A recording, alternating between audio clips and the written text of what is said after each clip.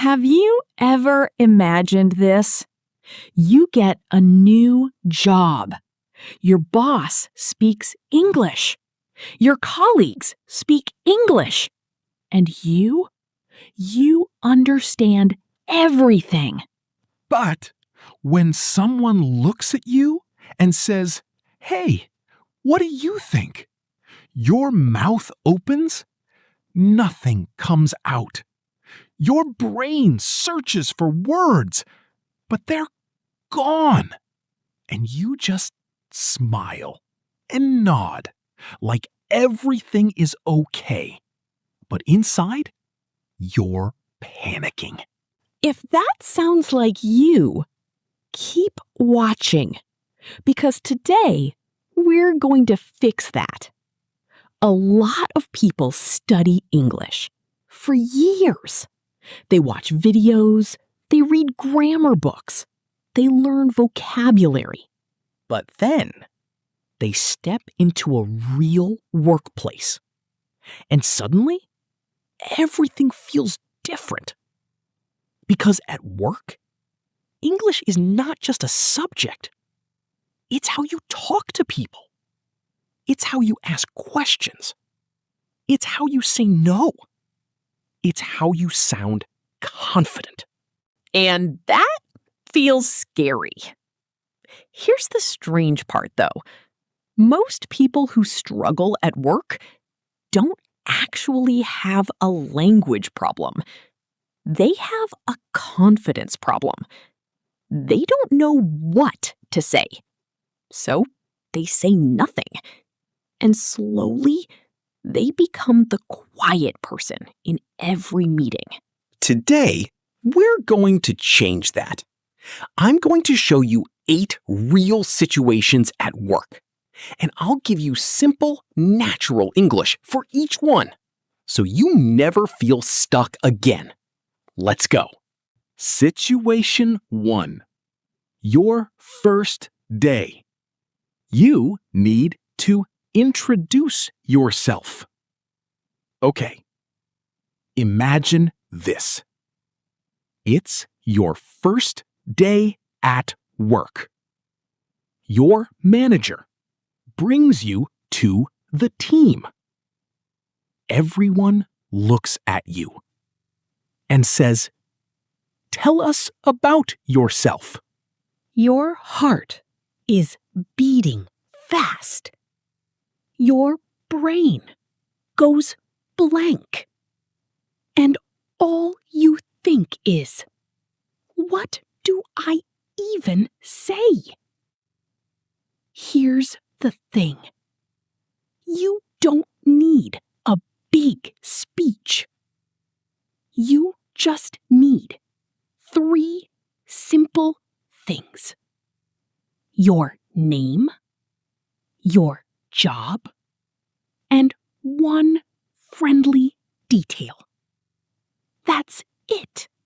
Try this. Hi, everyone. I'm your name. I'm the new your job title. I'm really happy to be here. Looking forward to working with you all. Simple, clean, human. You don't need perfect words. You just need warm words. And honestly, a smile does 50% of the work for you. Situation 2. You don't understand something. You need to ask. Now here's a situation that happens to almost everyone. Your manager explains something. Your colleague explains a task. And you kind of understand, but not really. But you're scared to say, "Wait, I don't get it," because you think people will judge you. You think they'll say, "Oh, their English is bad." But wait! Think about this. Not understanding something has nothing to do with your English level. Even native speakers say, "Sorry, can you explain that again?" All the time. It's completely normal. So here's what you say. Sorry, I'm not sure. I understood that. Could you explain it again, please? Or even simpler. Sorry, can you say that one more time? Or just to make sure. Did you mean what you understood? These sentences sound professional. They sound smart. And honestly, asking questions makes people trust you more, not less. Situation 3. You need to join a conversation or meeting. Okay, this one is tricky. Imagine you're in a meeting. People are talking, and you have something to say. But how do you start? Do you just interrupt? Do you wait forever? Do you stay quiet? Most beginners stay quiet. And then the meeting ends. And they think, I should have said something. But here's the truth. In English, there are polite ways to join a conversation. And they're very simple. Can I add something here? I have a quick point, if that's okay. Actually, I was thinking about this too. These phrases are like a door. You knock first, and then you walk in. You don't push. You don't stay outside. You just knock. And 99% of the time, people open the door for you. Situation 4. Your colleague asks for help, or you need help. Now, let's talk about asking for help. A lot of people feel scared to ask for help at work. They think, if I ask, they'll think I'm slow. But actually, the people who ask for help learn faster. They become better, and people like working with them. Here's how to ask for help naturally. Hey, could you help me with something? I'm a little stuck on this. Do you have a minute?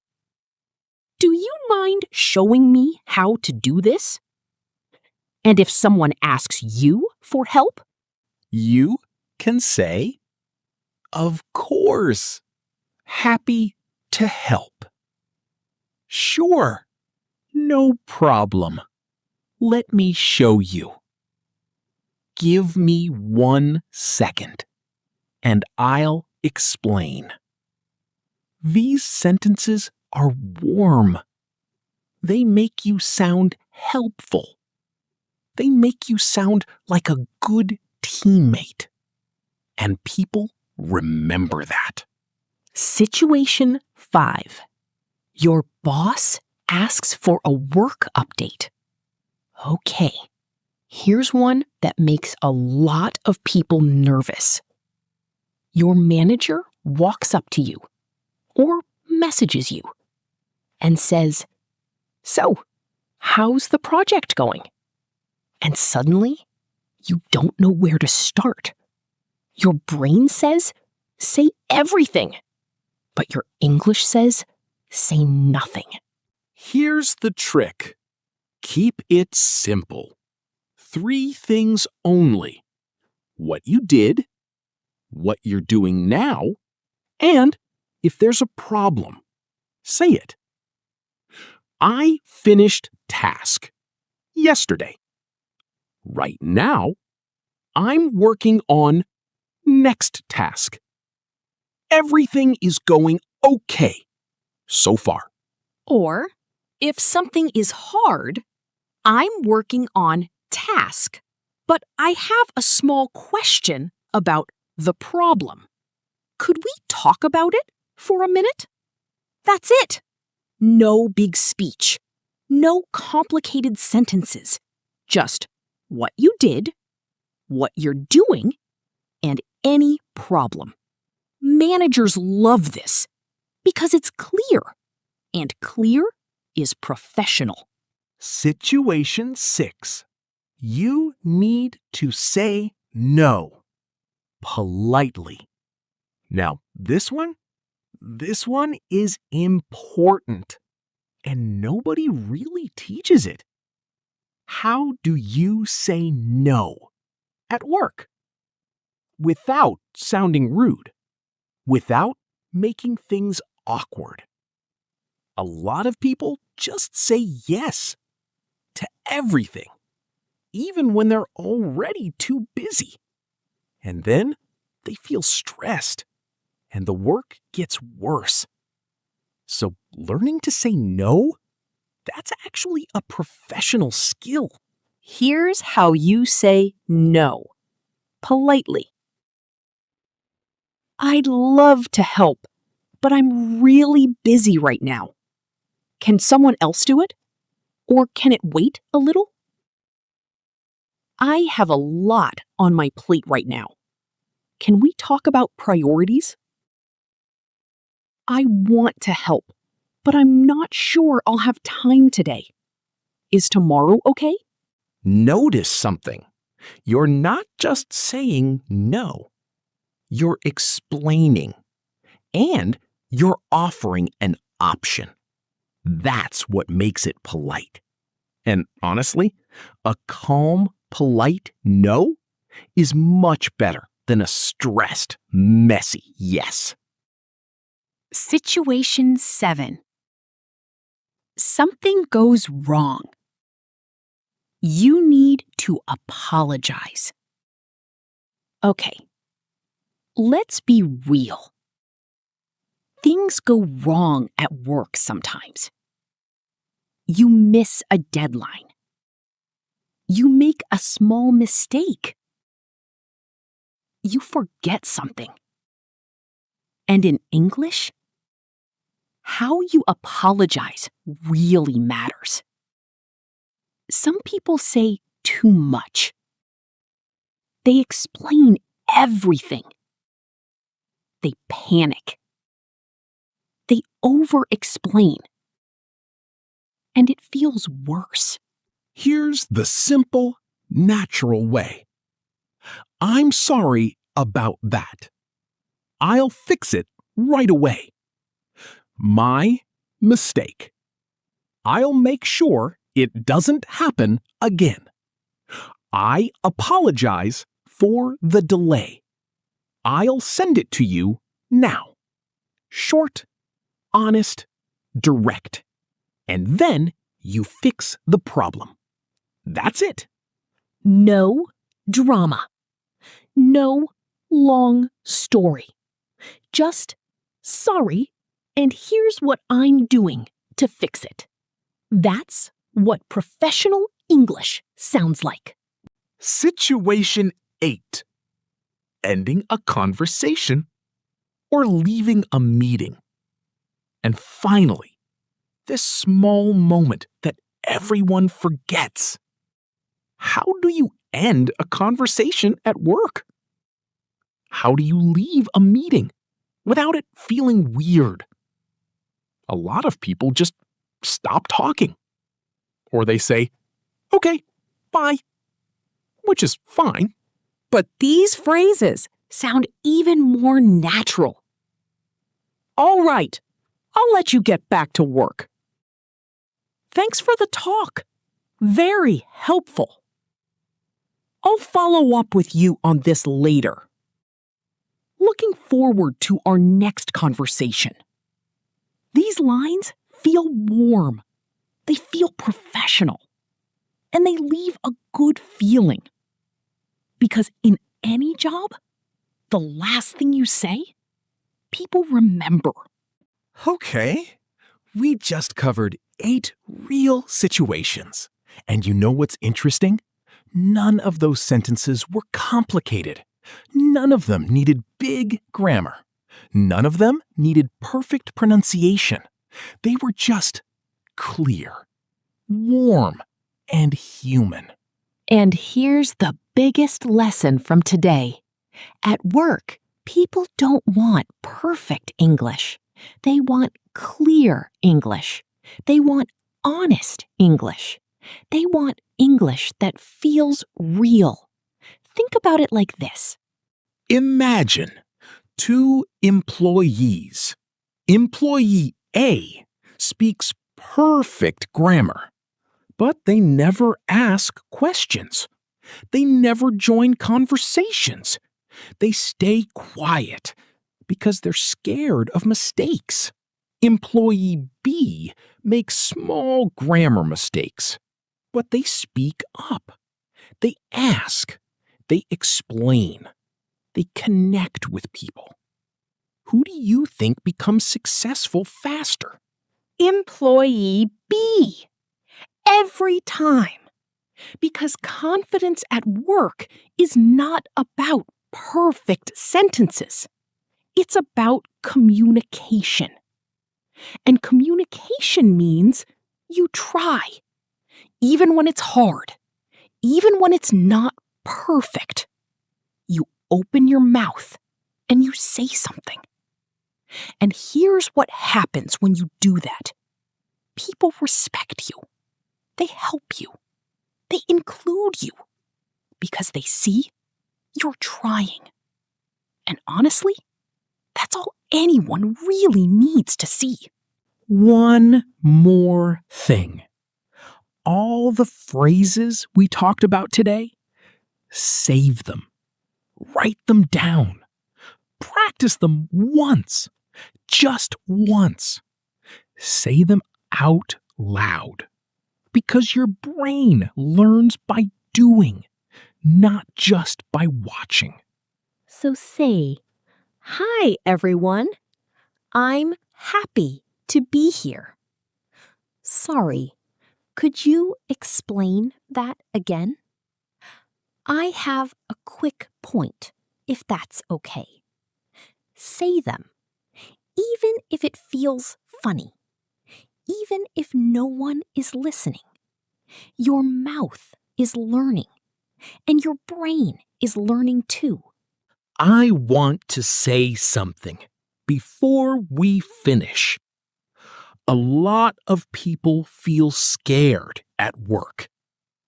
Not because they're not smart, not because they're bad at English, but because they've never been taught these simple things.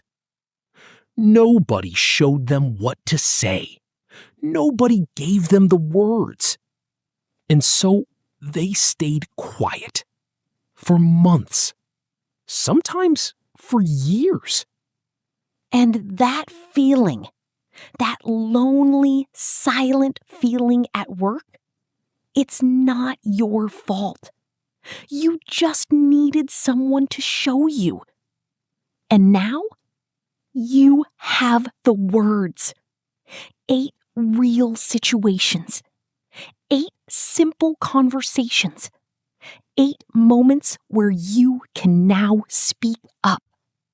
And the next time someone asks, what do you think? You won't just smile and nod. You'll take a breath. And you'll say something. Maybe not perfect, but real and warm and confident. Because that's all English at work really needs. Not perfection. Just you speaking. If this helped you even a little, share it with one friend who needs it too. Because somewhere out there, there's someone sitting quietly at work, wanting to speak, but not knowing how. This video might be exactly what they need. Take care, and I'll see you in the next one.